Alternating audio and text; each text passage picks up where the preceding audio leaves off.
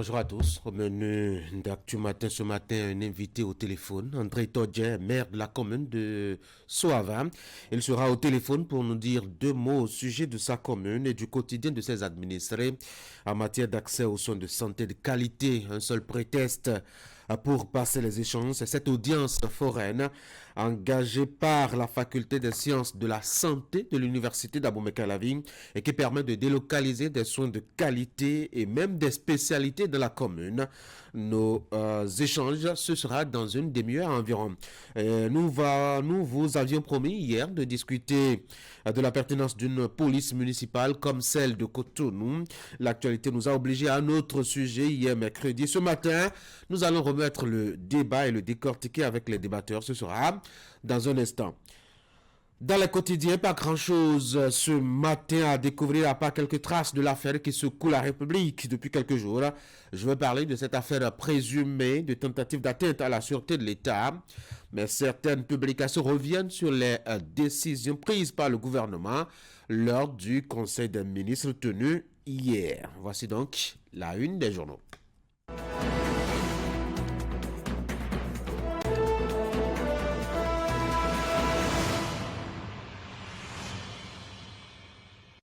Voici chez vous la une de Fraternité. Daouda Moussé, expert foncier sur l'expropriation pour cause d'utilité publique. On ne peut pas parler de prédation tant que les procédures légales sont respectées. Pour relever les défis sécuritaires au Bénin, la création d'une académie logistique prévue à Ouida. Bon, je vous permets de regarder rapidement à Fraternité 2 secondes. Le temps de passer à Maté Libre. Justement, Maté Libre soutient à Patrice Talon à moins de 2 ans de la fin de son mandat. On n'est pas loin des marches et des prières. Le quotidien Le Matin, mandature 2025-2030 à la Chambre de commerce et d'industrie du Bénin, l'élection consulaire CCI Bénin, fixée au 5 janvier 2025. Dynamisme info, affaire d'atteinte à la sûreté de l'État. Les Béninois toujours sceptiques attendent l'issue de la saga judiciaire.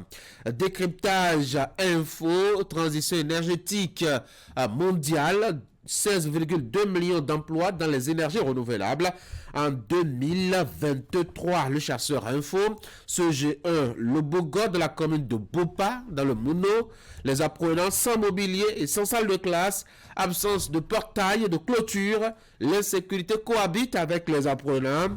Le tableau n'est pas très intéressant là-bas.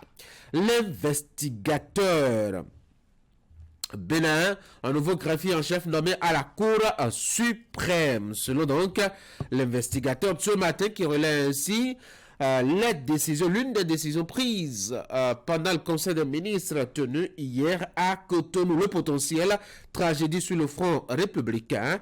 Un héros de la police béninoise s'éteint dans des circonstances tragique. Voici le matinal.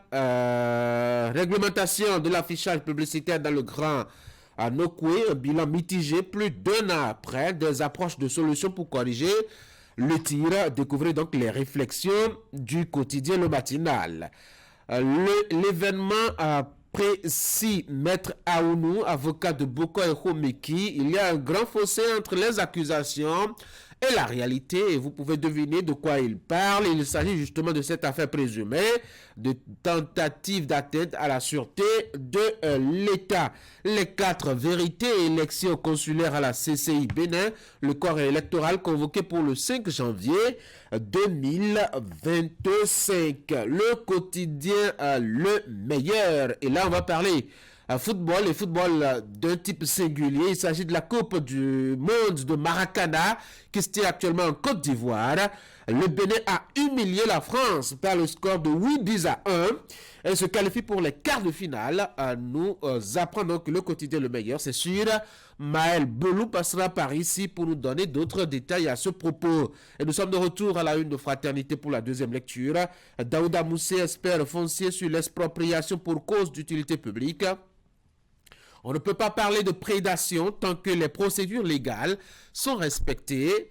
l'homme se prononce donc au sujet d'une actualité. Et puis, pour relever les défis sécuritaires au Bénin, la création d'une académie logistique prévue à Ouida, selon les informations de Fraternité.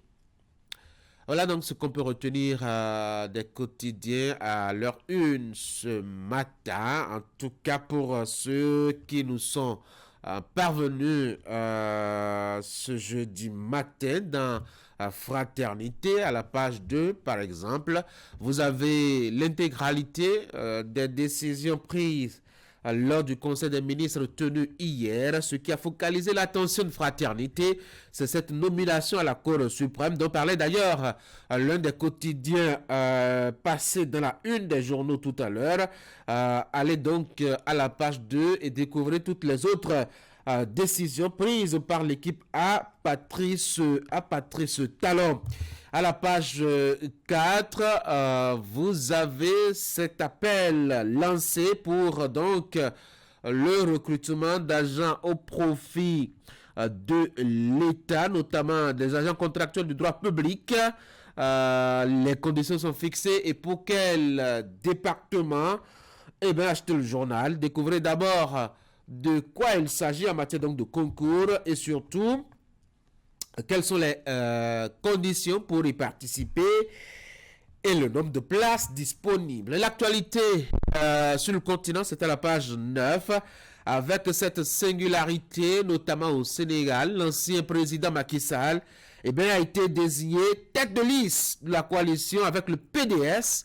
Ce sera pour les élections législatives prochaines annoncées. Vous vous rappelez certainement que l'actuel gouvernement tenu par Ousmane Sonko avec le président Ousmane Diomaye Faye a décidé de la dissolution du Parlement avec comme projet donc d'une élection anticipée en novembre prochain.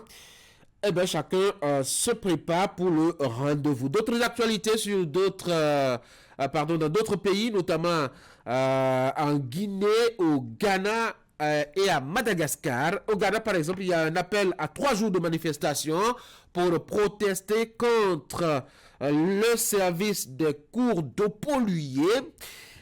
Découvrez de quoi est-ce qu'il s'agit dans les colonnes du journal Fraternité ce matin.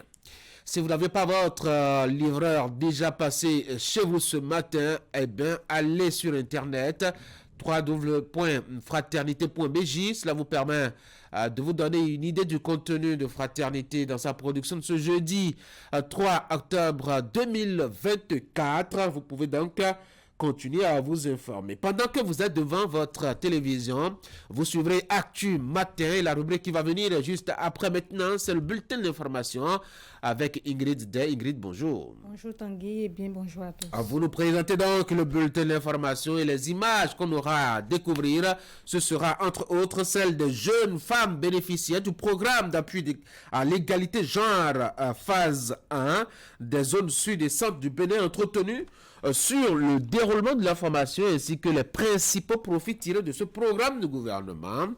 Un projet qui a pour but de renforcer le leadership politique de la femme du Bénin.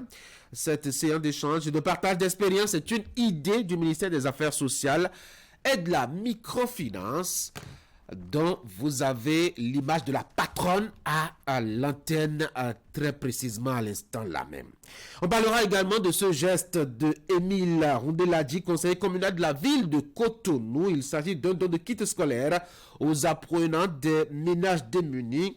5000 familles de la 16e circonscription électorale ont été impactées. William Cliquant a été témoin de cette belle cérémonie avec ces jeunes pousses que vous avez à l'écran.